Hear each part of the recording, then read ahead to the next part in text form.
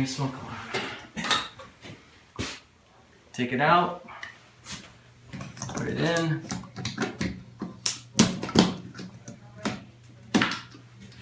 Back up and push test. And there you go, you're done.